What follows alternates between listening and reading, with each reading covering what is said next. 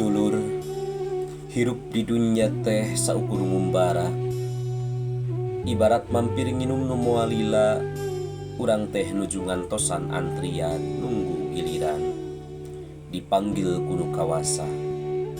Poe ieu urang masih kene napas, tapi isuk pageto saha nu terang raga geus kaku di bulan kulawon bodas.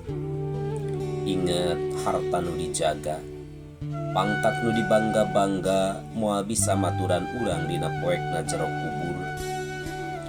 Didinya mah eueuh sobat eueuh baraya, iwal ti amal hade nu bakal jadi obor jeung simbut nu haneut. Ulah nepi ka urang hanjakal di akhir, nyaah kana dunya ulah kaleulewihi, sabab dunya mah bakal ditinggalkeun.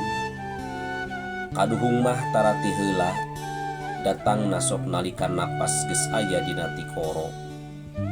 Nalika pantotobat geus mimiti rapet, hayu urang ngaji diri. Memeh layon digotong ka makam, memeh taneuh beureum nutupan raga, geura kumpulkeun bekel ibadah, geura silih hampura jeung sasama. Sabab sajatina kabagjaan teh nyaeta nalika urang mulang ka Gustina, dina kaayaan husnul khotimah, hate nu tenang sarta iman nu pancem.